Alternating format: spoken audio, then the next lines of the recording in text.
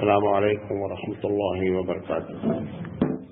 الحمد للہ رب العالمین والعاقبۃ للمتقین والصلاۃ والسلام علی رسولہ الکریم. محترم حضرات، ہم منہیات اسلام پر آپ سے لگاتار بات کر رہے ہیں اور آج اس کا سیریل نمبر 82 ہے. اللہ کے رسول صلی اللہ علیہ وسلم نے اس بات سے منع فرمایا کہ جب آدمی بات کرے تو بات کرتے کرتے یہ کہے کہ جو اللہ چاہے جو آپ چاہیں. یہ دونوں ملا کر کے باتیں نہیں کی جا سکتی. کبھی کبھی ہوتا ہے کہ ہم کوئی بات ہوتی ہے تو ہم کہتے ہیں کہ جو اللہ چاہے رسول چاہے. تو اگر اللہ چاہے رسول چاہے دونوں کی چاہت الگ الگ ہو سکتی ہے. رسول اکرم صلی اللہ علیہ وسلم پوری زندگی چاہتے رہے کہ چچا جان اسلام قبول کر لیں، اللہ نے نہیں چاہا. تو دونوں کی چاہت کو ایک ساتھ ہونا ضروری نہیں ہے. یہ ہمارے پاس کامن غلطیاں ہیں جو ہم جملے میں بولتے رہتے ہیں. یا کبھی کبھی کوئی آدمی کسی سے کوئی بات پوچھتا ہے بھئی قیامت کب آئے گی؟ اللہ جانے رسول جانے. اللہ جانے ٹھیک ہے، لیکن رسول نہیں جانتا ہے. رسول نے تو خود اس بات سے کہا کہ مجھے نہیں معلوم ہے کہ قیامت کب آنے والی ہے. تو بات چیزیں ایسی ہو سکتی ہیں. اللہ کے رسول صلی اللہ علیہ وسلم کے زمانے میں مسائل، جیسے حضور صلی اللہ علیہ وسلم نے ایک مرتبہ پوچھا کہ بھئی آج کون سا دن ہے؟ تو صحابہ خاموش رہے. پھر حضور نے پوچھا یہ کون سا مہینہ ہے؟ پھر بھی خاموش رہے. ان کو ایسا کہ ہو سکتا ہے کوئی بات آپ کہنا چاہتے ہیں تو کبھی بھی معلم کے سامنے، استاد کے سامنے، بڑے کے سامنے آپ جواب دے دیں گے تو وہ بات جو کہنا چاہتا ہے پھر وہ روک جاتا ہے، وہ نہیں کہتا ہے. جب سامنے والا جب اپنے آپ کو بتاتا ہے کہ میں کچھ نہیں جانتا ہوں تو خوب بولتا ہے، وہ اس کو خوب باتیں سمجھاتا ہے.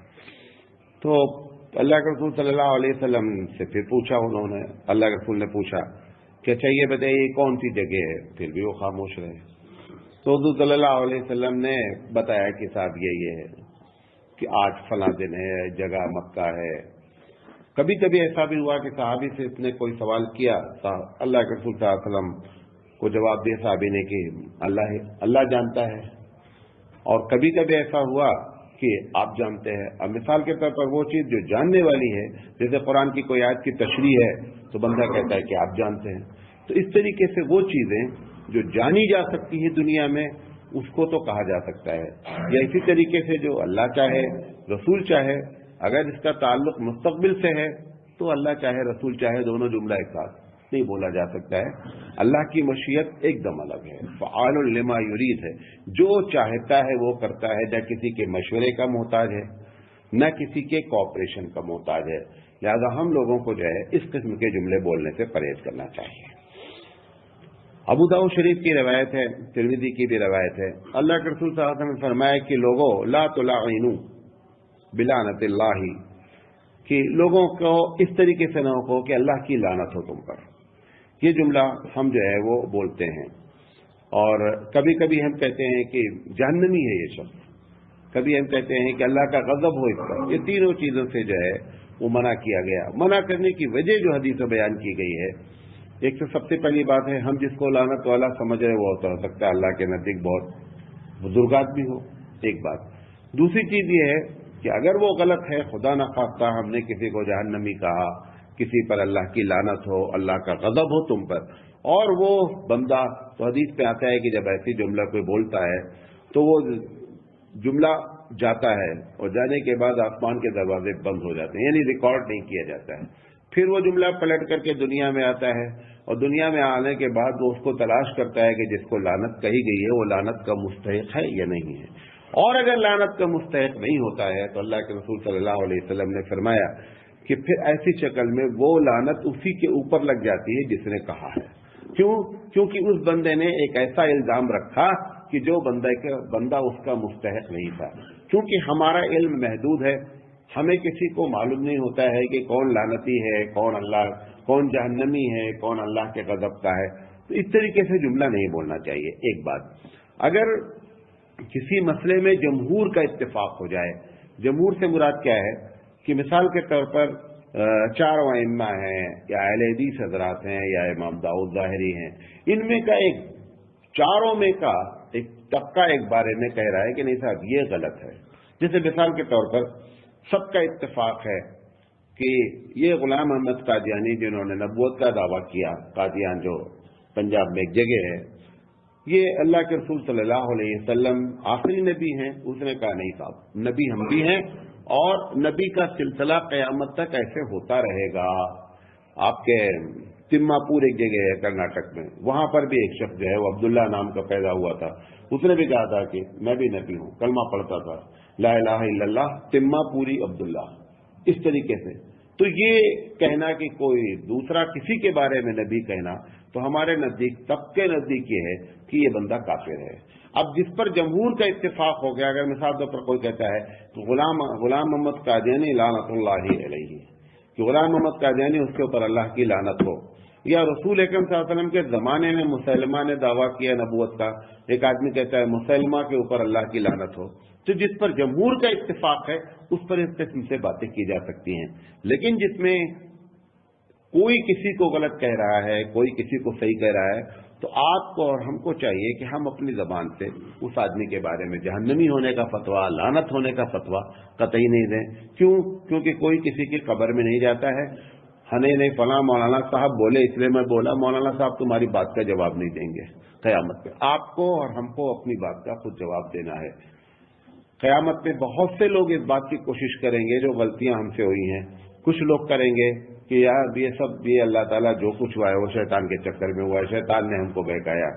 तो शैतान जो बहकाया उसको बुलाया जाएगा, साहब आपने ऐसा किया। उसने कहा था मैं उतना ही किया जितना मुझे पावर था, मैं पावर से बढ़कर नहीं किया हूं, मैंने इनको जबरदस्ती कोई काम नहीं कराया। मिसाल के तौर पर फजर में आप उठना चाहें तो आपको ये तो कह सकता है कि अभी 10 मिनट बाकी है, दिमाग में आता है अभी 5 मिनट बाकी है, और अब क्या कहते बंदा क्या होता है फिर आंख खुलती तो 7 बज जाता है। लेकिन शैतान को ये पावर नहीं है कि आप ब्लैंकेट छोड़ दें और टॉयलेट चले जाएं, आपको पुश कर दे और आपको फ्रैक्चर हो जाए, ये पावर उसको नहीं है। तो वो कहेगा कि अल्लाह मेरा पावर लिमिटेड है, ये हमारे ऊपर इतना बड़ा बड़ा इल्जाम रख रहे हैं, मैंने इतना बड़ा बड़ा थोड़े काम किया है, मैं उतना किया जितना मुझे पावर था, और इनका पावर क्या था उसके ऊपर था। आप उठ जाते शैतान की शैतानी क्या होती, खत्म हो जाती। तो कुछ लोग गलतियां करके क़यामत में उसके ऊपर डालने की कोशिश करेंगे, वो साफ इनकार कर देगा। और कुछ लोग कहेंगे कि अल्लाह ताला मैं ये बड़ों को देख करके, बड़े बड़े उलमा को देख करके, अपने बड़ों को देख कर मैं गलती किया हूं, चाहेंगे कि किसी तरह वो पकड़ जाए, हम बच जाएं। पकड़े जाएंगे आप भी, जिन्होंने गलती की बड़े लोगों ने, वो मजीद पकड़े जाएंगे। कुरान मजीद क्या है कि न सादतना व कुबराना फअज़ल्लूना सबीला, अल्लाह ये हमारे बड़ों ने हमको बर्बाद किया है, इनको पकड़ो। अल्लाह बोलेगा उनको पकड़ेंगे लेकिन आप छूटेंगे नहीं। क्यों? वही बड़े अगर आपको दुनियावी मामले में कोई बात कहते थे तो आप उनकी बात कहते थे कि हम पागल हैं। मिसाल के तौर पर एक जगह प्लॉट बिक रहा है, मैं आप मौलाना साहब है, मौलाना साहब बहुत बड़े आप मानते हैं, मैं बोल रहा ये प्लॉट खरीद लो, ये 12 लाख का है, ये बगल वाला 10 लाख का है, लेकिन तुम यार 12 वाला खरीद दो। तो आप बोलेंगे मौलाना मैं पागल हूं, मैं क्यों 12 वाला खरीदूंगा जब 10 लाख वाला। तब तो आपने अपनी अकल को इस्तेमाल किया, तब मौलाना के ऊपर नहीं डिपेंड रहे। तो जब दुनियावी मामला हुआ तो हमने अपनी अकलों को इस्तेमाल किया, और जब आखिरत का मामला आया तो हमने बड़ों के ऊपर डाल दिया। तो बड़े पकड़े जाएंगे अपनी जगह जो भी गलती की है, लेकिन ये मतलब नहीं है कि छोटे छूट जाएंगे कि बड़ों ने ऐसा किया है। लिहाजा इस बात का खास ख्याल रखें। नबी करीम सल्लल्लाहु अलैहि वसल्लम ने अबू दाऊद शरीफ की रवायत है कि अल्लाह के रसूल ने फरमाया कि मा उहिब्बु इन्नी हकीतु इंसानन, कि अल्लाह के रसूल सल्लल्लाहु अलैहि वसल्लम ने फरमाया कि मुझे ये बात पसंद नहीं है कि इंसानों की नकलें उतारी जाएं। नकलें उतारने से मुराद क्या है? मतलब मिसाल के तौर पर हक़ारत की नजर से एक आदमी एक अच्छा काम करता है, आप भी उसकी तरह, मतलब एक आदमी बहुत अच्छी नमाज पढ़ता है, आपने देखा कि यार बहुत अच्छी नमाज पढ़ता है, आप भी वैसी ही नमाज पढ़ने की कोशिश कर रहे हैं, ये बहुत अच्छी बात है। लेकिन एक आदमी की कॉपी की जा रही है, और कॉपी करने का मकसद ये है कि इसको हकीर बनाना है। अब जैसे देखें, अब वो टीवियों पर मुस्तकिल, अब वो एक लड़का आता है, वो पीएम की नकल उतारता है, वो जो पीएम की नकल उतारता है वो हक़ारत की नजर में उतारता है। किसी भी शख्स की नकल उतारना, कॉपी करना इस गरज से कि उसकी उस बात को पब्लिक में डाला जाए ताकि इंसल्ट हो, یہ رسول اکرم صلی اللہ علیہ وسلم نے منع فرمایا ہے. اور اس میں یہ ضروری نہیں مسلمان ہی، انسان کے ساتھ ایسا نہیں کرنا چاہیے. کیوں؟ ہر انسان چاہتا ہے، اس کی عزت نفس ہے، وہ چاہتا ہے کہ مجھے انسلٹ نہ کیا جائے. چھوٹا سا بچہ جو ابھی 1 سال کے اندر کا ہوتا ہے اور آپ اس سے غصے سے بات کریں، دیکھیے وہ رونے لگتا ہے. تو چھوٹے سے بچے کے اندر بھی نفس موجود ہے، اس کی عزت موجود ہے. حالانکہ بول نہیں رہا ہے، لیکن وہ اپنے ایکشن سے بتاتا ہے کہ مجھے یہ تمہاری باتیں مجھے اچھی نہیں لگی. اب ایک انسان کے ساتھ اگر ایسا کیا جائے، اللہ کے رسول صلی اللہ علیہ وسلم نے اس پر سخت جو ہے وہ پابندی کی کہ نقل نہ اتاری جائے. زبان سے بھی اتاری جا سکتی ہے، اشارے سے بھی اتاری جا سکتی ہے. ایک مرتبہ ایک بیوی اللہ کے رسول صلی اللہ علیہ وسلم کے پاس بیٹھے تھے. ایک بیوی کے پاس اللہ کے رسول صلی اللہ علیہ وسلم نے ایک دوسری بیوی کی تعریف کی کہ وہ ایسی ہیں ایسی ہیں.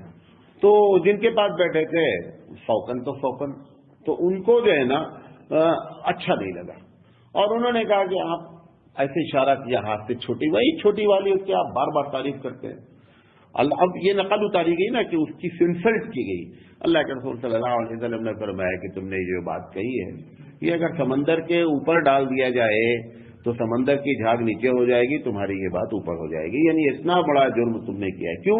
انسان کی عزت نفس کا احترام انسان کو ہر حال میں کرنا چاہیے، چھوٹا ہو یا بڑا ہو، کسی کی عزت سے نہیں کھیلنا چاہیے. اور اس میں عزت میں مسلمان کی عزت، مومن کی عزت تو بہت بڑا درجہ رکھتی ہے. قرآن مجید کی آیت ہے کہ عزت اللہ کے لیے ہے، وَلِلَّهِ الْعِزَّةُ. اس کے بعد اگر کسی کی عزت ہے ولی رسول ہی، اس کے رسول کی عزت ہے. پھر تیسری جو کہا گیا، تیسرے کے بعد چوتھے کا نام ہی نہیں لیا گیا، ولی المومنین.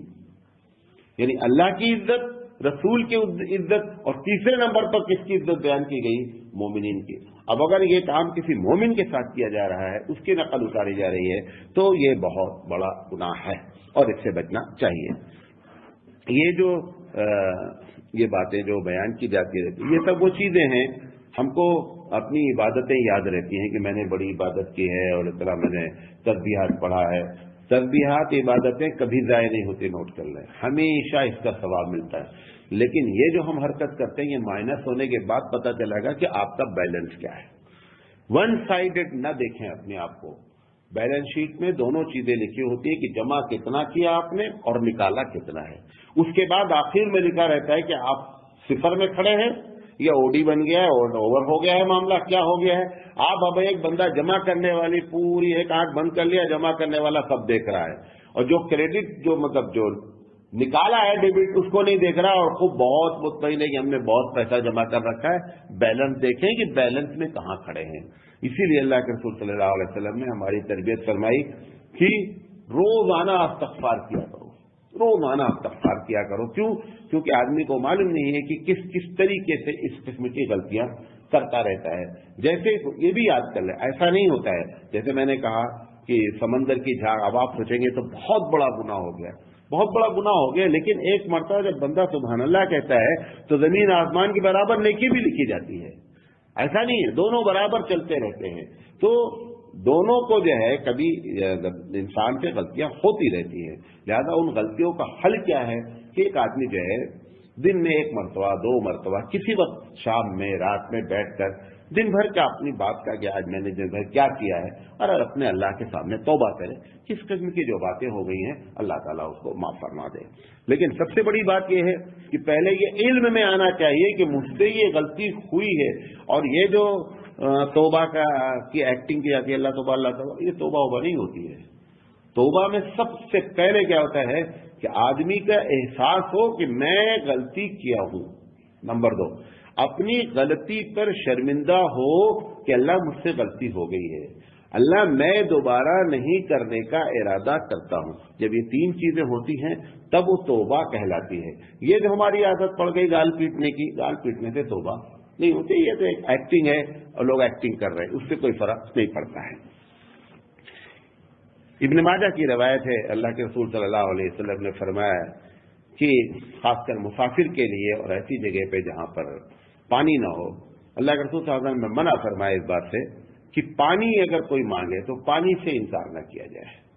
اور خاص کر ایسی جگہ پر کہ جہاں پر بیابان ہو، مسافر ہو.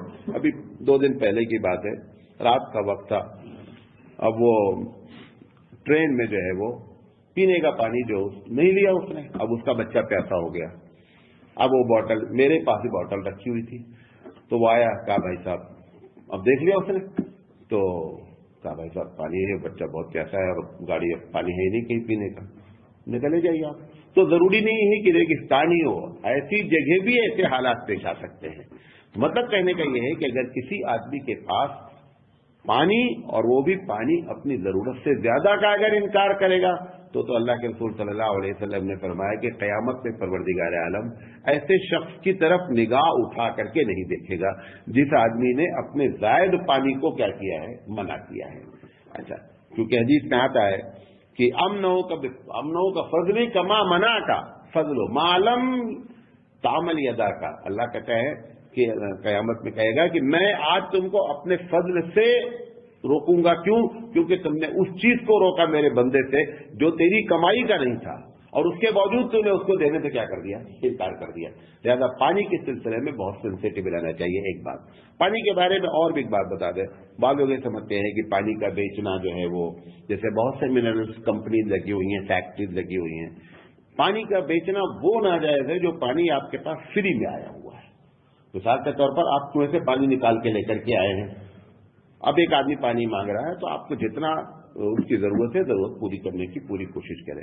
پانی پہ جب پیسہ خرچہ ہو گیا ہے تو پیسہ جو خرچہ ہوا ہے تب پیسے میں بیچا جا سکتا ہے۔ دونوں شکلیں ہو سکتی ہیں، جو منرلس کی ساری کمپنیز ہیں یہ سب کے سب بڑے بڑے پلانٹ ہیں، خرچہ ہوتا ہے۔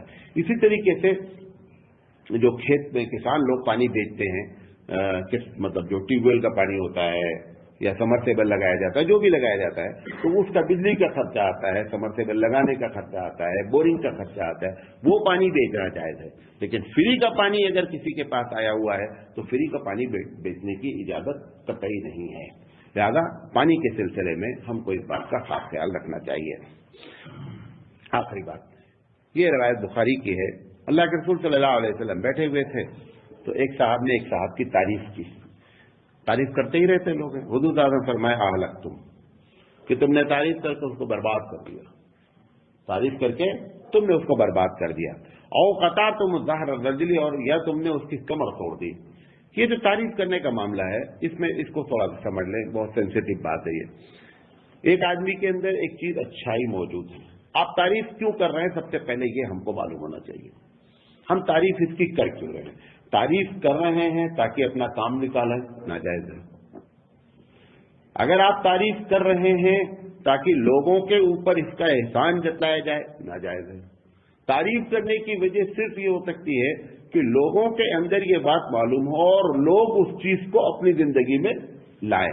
اگر اس غرض سے کسی کی تعریف کی جا رہی ہے تو تعریف کی جا سکتی ہے، لیکن اگر تعریف کرنے کا مقصد اپنا الو سیدھا کرنا ہے تو تعریف کرنا قطعی جائز نہیں ہے۔ اچھا، پھر یہ جو پوسٹر چھپتے ہیں اجلاس کے جلسے کے، آپ اس میں دیکھیں نام اتنا چھوٹا سا ہوتا ہے، اتنا بڑا لقب لکھا ہوا ہے۔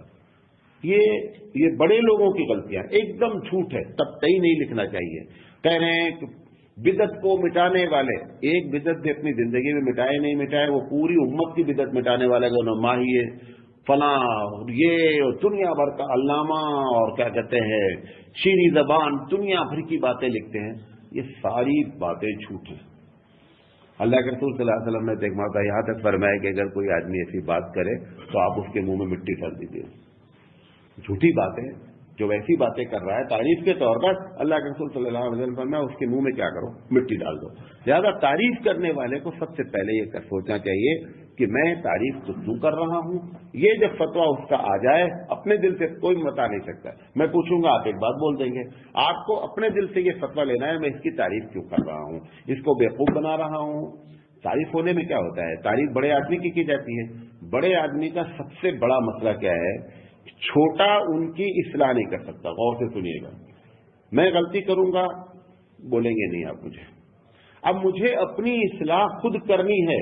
اب ہم کو اپنی اصلاح کرنے کے چانسز اتنے نہیں ہیں کہ میں جو غلطی کہہ رہا ہوں اس کو بھی آپ میری تعریف پہ شمار کر رہے ہیں، اب لہذا میری اصلاح کے چانسز ہی ختم ہو جاتے ہیں۔ چھوٹے آدمی کی اصلاح کے چانسز پورے برقرار رہتے ہیں، لیکن بڑے آدمی کیوں، لوگ اس کو چڑھا کر کے چمچا گیری کر کے نتیجہ کیا نکلتے ہیں، اس کی زندگی برباد کر دیتے ہیں۔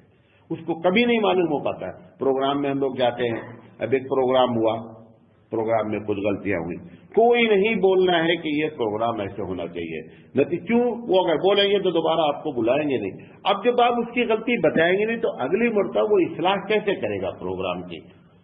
میں ابھی ایک پروگرام میں گیا تھا, تو 4 گھنٹے کا پروگرام ہوا, بھی چکا چل رہا تھا, تو میری صدارت میں تھا. ہم نے کہا اگر مجھے یہ پروگرام کرنا ہوتا تو میں 2.5 گھنٹے میں پروگرام ختم کر دیتا. اس میں یہ کیا ہوا ہے, فالٹ ہوا ہے, اور اس کو دوبارہ دوسری مرتبہ جب گیا تو انہوں نے وہ ساری چیزوں کو کیا کنٹرول کیا. تو ہم جو کیا کر رہے ہیں, تعریف کر کے اس کی اصلاح کے سارے دروازے ہم نے کیا کر دیے, بند کر دیے. نمبر 1. نمبر 2, جب بندہ تعریف کرتا ہے, چاہے لیڈر کی کرتا ہو, چاہے عالم کی کرتا ہو, چاہے امیر کی کرتا ہو, تو اس کی وجہ سے اس کے مزاج میں تکبر آتا ہے اور اس کو اپنی غلطی کا احساس نہیں ہوتا ہے. لہذا اللہ کے رسول صلی اللہ علیہ وسلم نے یہ بات فرمائی, اہلک تم, کہ تم نے اس کو برباد کر دیا, اب اس کے اصلاح کے کوئی چانسز نہیں. وہ سمجھا میں جو کر رہا ہوں, وہ بڑی بڑی سرکاریں غلطیاں جو کرتی رہتی ہیں, کیا ہوتا ہے ان کے اطراف میں جو لوگ ہیں نا, وہ اطراف والے تو اتنا ان کو چڑھائے رہتے ہیں کہ جس کا کوئی جواب نہیں ہے. شاہ ولی اللہ رحمۃ اللہ